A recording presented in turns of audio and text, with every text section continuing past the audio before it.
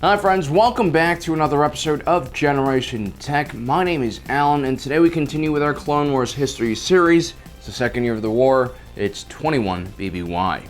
In our last episode, Count Dooku has the Trade Federation blockade the moon of Pantora in order to coerce them into joining the Separatist Alliance. His plan was ultimately foiled by those no-good meddling Jedi.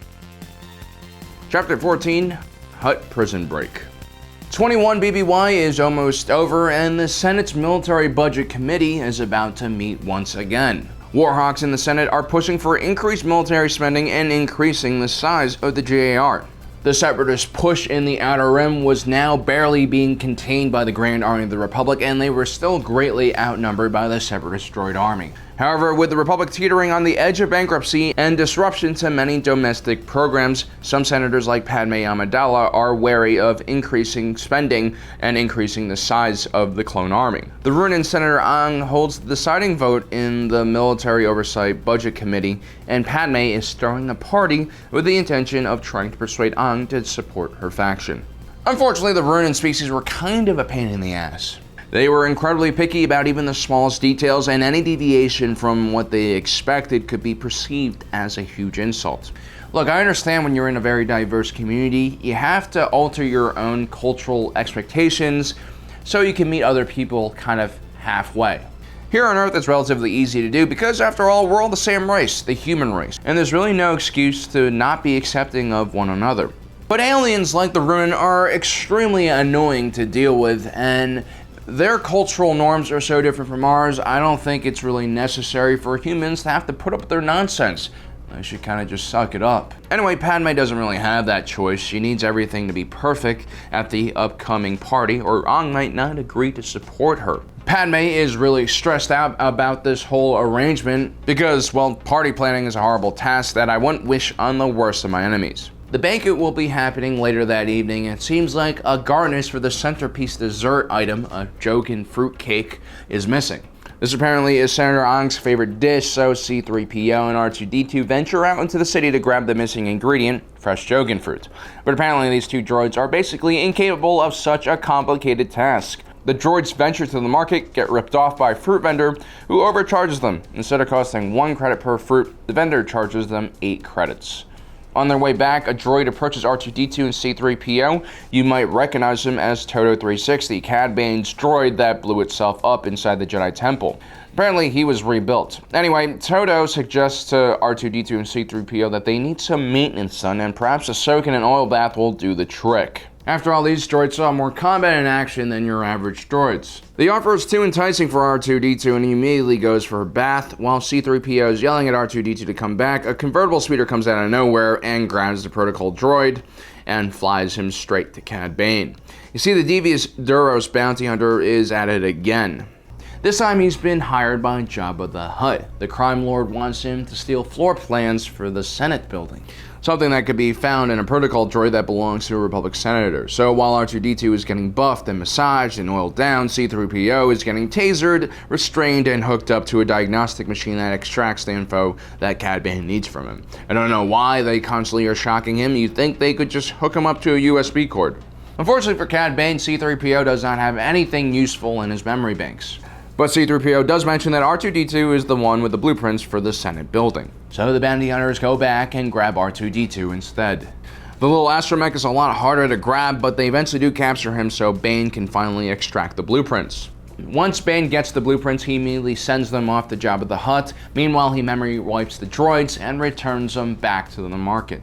No one is the wiser about the abduction, and the droids bring back the Jogan fruit just in time for Senator Ang to sample the dessert. Meanwhile, on Tatooine, Jabba pays Bane for the job and immediately offers him another job. You see, the reason why he needs the blueprints for the Senate building is that he needs to release a Hutt named Zero from Republic prison. He has some very dangerous information on the Hutt Council that the Hutts don't want falling into the hands of the Republic or any of their enemies. The plan that Cad Bane hatches is a daring one. He's not going to directly attack the prison because that would be a suicide mission. Instead, he heads towards the Senate building with the plans he had taken from R2-D2. There, he would take several senators as hostage and use them as a bargaining chip to free Zero the Hutt. His team of bounty hunters approaches the landing zone outside the Senate building, and they make quick work of the Senate commandos guarding the platform.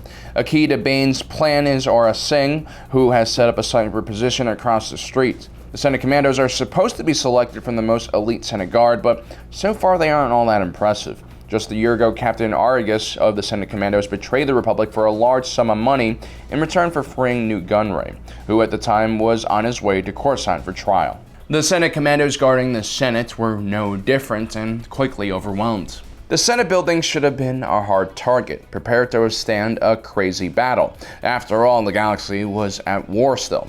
Probably should have let the clones take lead in planning security for the building.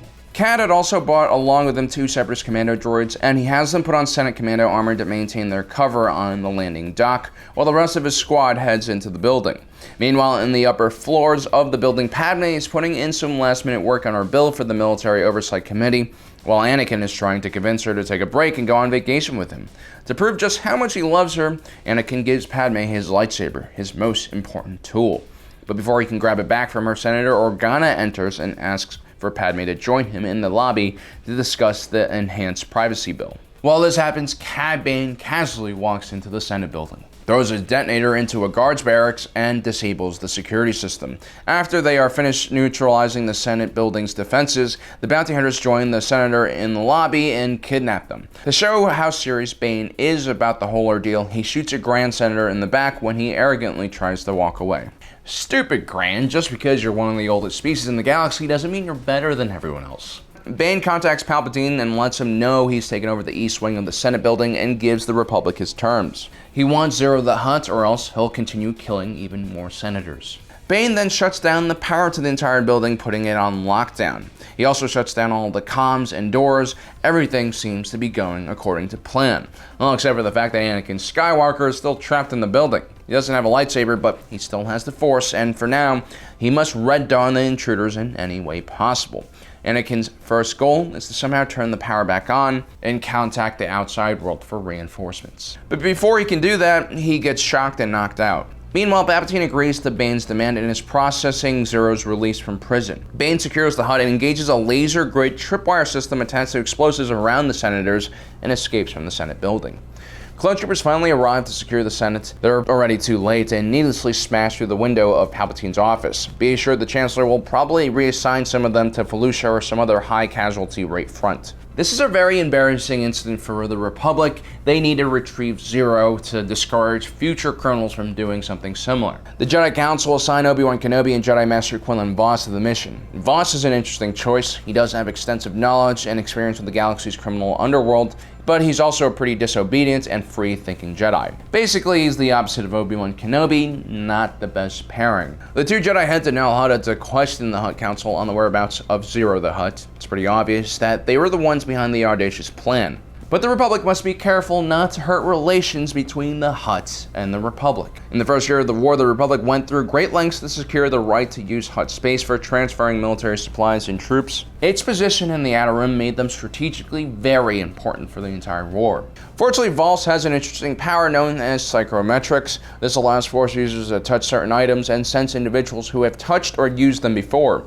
Using a cup in the room, Vos senses that Zero had drunk out of it just before they arrived. Unbeknownst to the Hutts, who were indeed holding onto the criminal, Zero had just run off with the singer-sized Snoodles after sensing that his life was in danger. You see, all that information Zero had access to about the Hutt Council was actually hidden in a diary that would be released to the public if anything happened to him. This information was stored in a location that only Zero knew, and Zero and Snoodles had run off to hide in the swamps of Zero's mother, Mama the Hutt, who provided the two with a starship so that he could run off to Teth, where he had stored the diary.